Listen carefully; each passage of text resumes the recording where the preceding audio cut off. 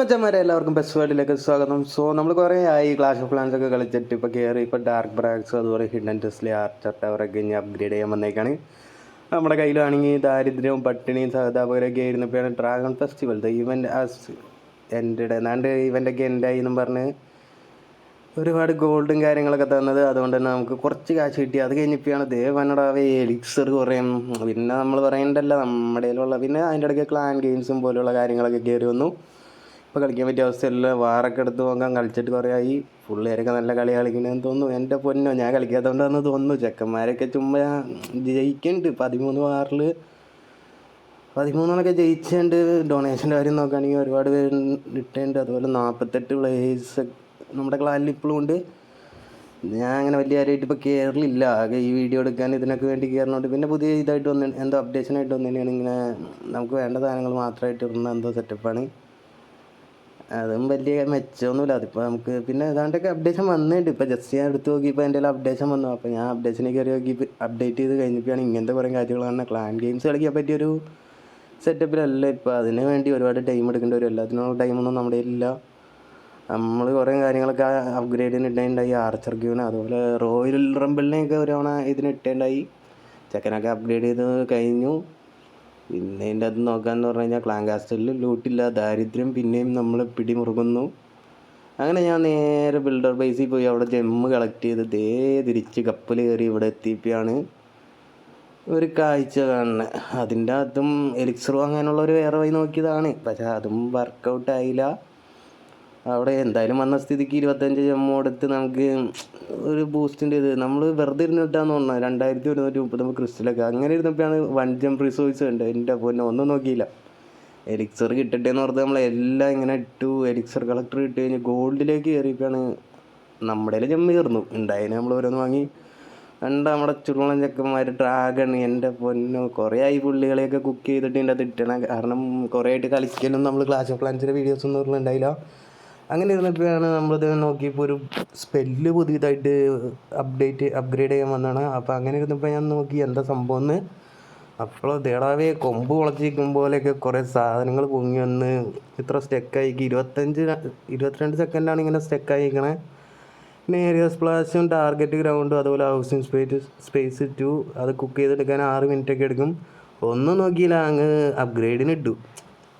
അങ്ങനെ കയ്യിലുണ്ടായ കാശിൻ്റെ പകുതി കയറുന്നു. പിന്നെ ഇനി എന്തിടുമെന്ന് ഇങ്ങനെ ആലോചിച്ചുകൊണ്ടിരുന്നപ്പോഴാണ് കിങ്ങിനെ അങ്ങ് ഇട്ടേക്കാന്ന് ഓർത്തത്. അങ്ങനെ കിങ്ങിനെയും സ്പെല്ല് ചെയ്ത് വിട്ടിപ്പോൾ പിന്നെ ക്യൂനെ മാത്രം എന്തിനാ വെച്ചാൽ ക്യൂനെയും പിടിച്ച് അങ്ങ് ഇട്ടു. അങ്ങനെ ഇരുന്നപ്പോഴാണ് ഇനി എന്തെങ്കിലും അപ്ഗ്രേഡ് ചെയ്യാൻ റിസോഴ്സ് മറ്റേ ഇതിനെന്നാ പറയണമായിരുന്നു, എന്തെങ്കിലും ആവട്ടെ. ഈ അമ്മച്ചീനെയൊക്കെ നമ്മൾ അപ്ഗ്രേഡ് തുറന്നു കഴിഞ്ഞാൽ അതിനെ വെച്ച് കളിച്ചു നോക്കണം. അതെന്താ ഗുണമെന്നും കാര്യങ്ങളൊന്നും എനിക്കറിയില്ല. പിന്നെയുള്ള ജമ്പ് സ്പെല്ലും കോൺ സ്പെല്ലും ആണ്. രണ്ടും ഞാൻ യൂസ് ചെയ്തില്ല. അതുകൊണ്ട് തന്നെ ഏത് അപ്ഗ്രേഡ് ചെയ്യണമെന്ന് ഇങ്ങനെ ഒരു ഡൗട്ട് വന്നു. പിന്നെ ഒന്നും നോക്കിയില്ല, ക്ലോൺ സ്പെല്ല് അങ്ങ് അപ്ഗ്രേഡ് ചെയ്തു. പാവൻ ചെക്കന്മാർ ഇവിടെ നോക്കിക്കഴിഞ്ഞാൽ ഗ്യാങ് ആയിട്ട് ഇരിക്കുന്നു. തീയും കണ്ണീന്ന് തീയും. മാർക്ക് കണ്ണൊക്കെ കാണാൻ പറ്റുമെന്നുള്ള കാര്യത്തിലൊരു ഡൗട്ടാണ്. കാരണം ഇങ്ങനെയൊക്കെ തീ വരുമ്പോൾ ഏത് ഭാഗത്തേക്കൂടെ കാണാനോ. പിന്നെ ഒന്നും നോക്കിയില്ല, അതേടാ 3 ഒറ്റയ്ക്ക് ഇരിക്കണം ഈ സൈഡിൽ മാത്രം. അതിൻ്റെ കാര്യം അവിടെ നടന്നു പോണേ. അങ്ങനെ ഇപ്പുറ സൈഡിലേക്ക് വന്ന് നോക്കാമെന്ന് വിചാരിച്ചു കഴിഞ്ഞാൽ നിൽക്കേണ്ട ഒരു 4 അവരുടെ ഗ്യാങ്ങിൽ നിർത്താത്തതുകൊണ്ടായിരിക്കും ഇപ്പുറ ഗ്യാങ്ങിലേക്ക് വന്നത്. അത് കഴിഞ്ഞ് ഞാൻ ജസ്റ്റ് ഇങ്ങനെ ഇരുന്നപ്പോൾ ഇവിടെ വന്ന് നോക്കിയപ്പോൾ ഇവിടെ ആർമി ക്യാമ്പില്ല. പിന്നെയാണ് ഞാൻ ഇങ്ങോട്ട് പോയത്. ഇവിടെ ചെന്ന് കഴിഞ്ഞപ്പോൾ ദേടാവേ 3 പിന്നെ നിൽക്കുന്നത് അവർ പാവങ്ങൾ ഇവിടെ. അപ്പോൾ ഞാൻ ഇങ്ങനെ ഇരുന്നപ്പോൾ ആർമി ക്യാമ്പിൽ എത്ര ഡ്രാഗൺ ഒരു ആർമി ക്യാമ്പിൽ എത്ര കയറുമെന്ന് ജസ്റ്റ് ഒന്ന് ഇങ്ങനെ ചെയ്യാൻ നോക്കിയപ്പോൾ ആരും അങ്ങോട്ട് വലിച്ചുകൊണ്ട് പോകണം, എന്നെ എവിടെ കൊണ്ടുവന്ന് നിർത്തും. അതുകൊണ്ട് ഞാൻ പിന്നെയും ഒന്ന് ഇൻഫർമേഷൻ പോലത്തെ സെറ്റപ്പിലേക്ക് നോക്കാനുള്ള പരിപാടി നോക്കി. അങ്ങനെ ഞാൻ ഇങ്ങനെ ചുറ്റും കളിച്ച് വെറുതെ ഇരിക്കാമല്ലോ, എന്തെങ്കിലുമൊക്കെ ചെയ്തുകൊണ്ടിരിക്കണ്ടേ, ടൈം ഒരുപാട് എടുക്കണ്ടേ. അങ്ങനെ ഇരുന്നപ്പോഴാണ് പാവപ്പെട്ടവരുടെ എയർ ബോംബ് അങ്ങ് അപ്ഗ്രേഡ് ചെയ്താലോ എന്ന് ആലോചിച്ചത്. വേറെ ഒന്നുമില്ല, വേറെ ഉള്ളതിന് നമ്മുടെ കയ്യിൽ ബഡ്ജറ്റില്ലാത്തതുകൊണ്ട് പിന്നെ എയർ ബോംബ് അങ്ങ് അപ്ഗ്രേഡ് ചെയ്തു. പിന്നെ എനിക്ക് മെയിനായിട്ട് എയർ ബോംബ് അപ്ഗ്രേഡ് ചെയ്തിട്ട് വലിയ കാര്യം ഇതൊന്നുമില്ല. കാരണം എൻ്റെ മെയിനായിട്ട് ഇതിന് മുമ്പത്തെ അറ്റാക്കും കാര്യങ്ങളൊക്കെ നോക്കിക്കഴിഞ്ഞാൽ ഇപ്പോൾ കാണിച്ചു തരാം കേട്ടോ.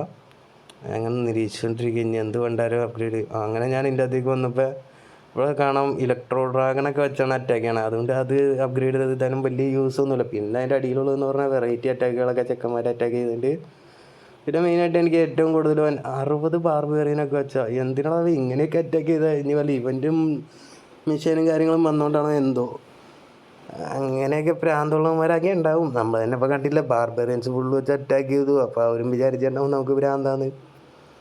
അങ്ങനെ ഞാൻ പിന്നെ അവനെ ഷീൽഡൊക്കെ ഉണ്ടായിട്ടോ.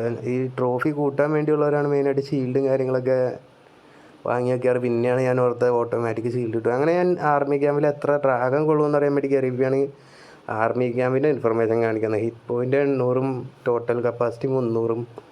പിന്നെ ഞാൻ സോമനായി എന്നുള്ള മട്ടിൽ നേരെ ഇങ്ങനെ കുറേ നേരം ഇംഗ്ലീഷൊക്കെ ഇങ്ങനെ വായിച്ചുകൊണ്ടിരുന്നു. Your troops R. അപ്പോഴത്തേക്ക് ഏതൊക്കെയോ ഗ്രൂപ്പിൽ നിന്ന് നമുക്ക് വാട്സപ്പിൽ മെസ്സേജും കാര്യങ്ങളൊക്കെ ഒന്ന് അപ്ഗ്രേഡ് ചെയ്യാൻ എന്തെങ്കിലുമൊക്കെ പിടിച്ച് നിൽക്കണമല്ലോ, എന്ത് ചെയ്യുന്നൊരു ഐഡിയ ഇല്ലാത്തതുകൊണ്ട് പിന്നെ നമ്മളിങ്ങനെ വന്നിട്ട് ഇവിടെ കയറി ഇൻഫർമേഷൻ നോക്കി.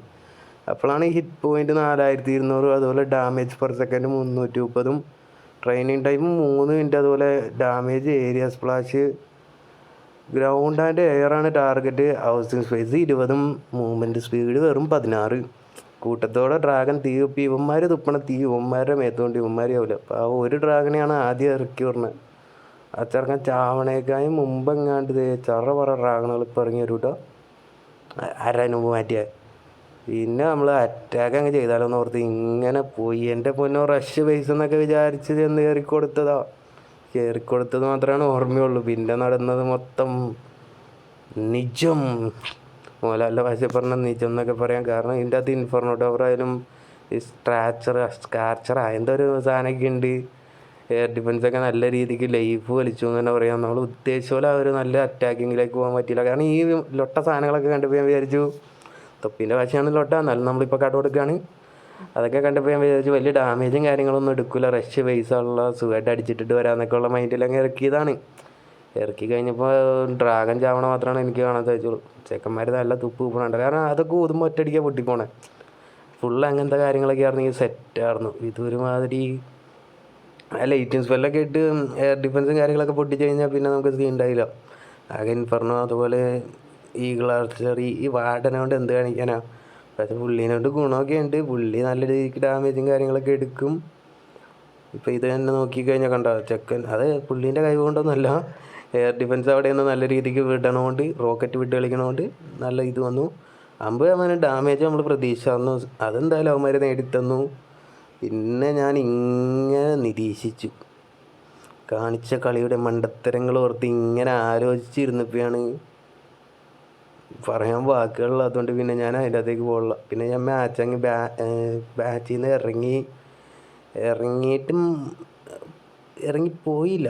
ഞാൻ പിന്നെ ഓക്കെ ആക്കി. ലൂട്ടിൻ്റെ കാര്യങ്ങളായാലും ട്രോഫി കിട്ടി, പക്ഷേ ലൂട്ട് കാര്യങ്ങളൊന്നും ഇല്ലാത്തതുകൊണ്ട് നമ്മൾ പിന്നെയും പാപ്പരായി. അപ്പോഴാണ് എൻ്റെ ട്രോഫി ഇവിടെ കൂടിയത്. പിന്നെ അതിൻ്റെ റിവാർഡും കാര്യങ്ങളൊക്കെ കാണിച്ചു. ഇനി 2199 ക്രിസ്റ്റൽ 3-2 അതാണ്ടൊക്കെ ആവും. പക്ഷെ നമുക്കതൊന്നും വേണ്ട, നമ്മൾ ലെജൻഡൊക്കെ പോയി 8 പൊട്ടിയത്. അപ്പോൾ ഉണ്ടാവിയ നീല കൊമ്പും പിങ്ക് ഡ്രസ്സ്, എൻ്റെ മോനെ വിഷയം ജിമ്മന്മാരെന്നൊക്കെ പറഞ്ഞു കഴിഞ്ഞാൽ ഇവന്മാരും ഒരു കില്ലാടികൾ തന്നെയാണ്. 2 സൈഡ് എല്ലാവരും ഗ്യാങ്ങായിട്ട് ആരാ അതിൻ്റെ ഇടയ്ക്ക് അറിയിക്കണം, അവൻ്റെ അടുത്ത് മാറ്റാ പാവം പെക്കകളെ കുറിച്ച് പറഞ്ഞുകൊണ്ടിരിക്കും. പിന്നെ ഞാൻ ഈ സൈഡിലേക്ക് വന്നു, എന്തിനാണെന്ന് എനിക്കറിയാൻ പാടില്ല. അവിടെ ആരും ഇല്ലെങ്കിലും ഞാൻ അവിടെ വന്ന് നോക്കേണ്ട. അങ്ങനെ ഈ പെക്കേനെയൊക്കെ എന്തിനാണ് വെച്ചതെന്ന് ചോദിച്ചു കഴിഞ്ഞാൽ നിങ്ങൾക്ക് അറിയാമല്ലോ. ഇനി എന്തായാലും ക്ലാഷ് ഓഫ് ക്ലാൻസിലെ അടുത്ത വീഡിയോ നമ്മുടെ പെക്ക വെച്ചുള്ളതായിരിക്കുന്നു. എന്തായാലും ഊഹിക്കാം. സോ എന്തായാലും എത്ര പെക്ക ഇനി കൊള്ളുമെന്നും കൂടി നമുക്ക് അറിയണം. അതിനുവേണ്ടി ഞാൻ ഇതിൻ്റെ അകത്ത് കയറിയപ്പോൾ കണ്ടാവേ 12 പെക്കയാണ് നമുക്ക് കൊള്ളുള്ളൂ. പിന്നെ ഞാൻ നോക്കിയപ്പോൾ പെക്ക കഴിഞ്ഞിട്ട് ഞാൻ അറ്റാക്ക് വരുന്ന ബേബി ഡ്രാഗണാണല്ലോ. അപ്പോൾ ബേബി ഡ്രാഗൺ അങ്ങ് ഫുൾ കുക്ക് ചെയ്തിട്ട് ഞാൻ ഇങ്ങനെ വീണ്ടും നിരീക്ഷണം തുടങ്ങി. ഞാനപ്പോൾ ഈ റെക്കോർഡിൽ എത്ര ടൈമായി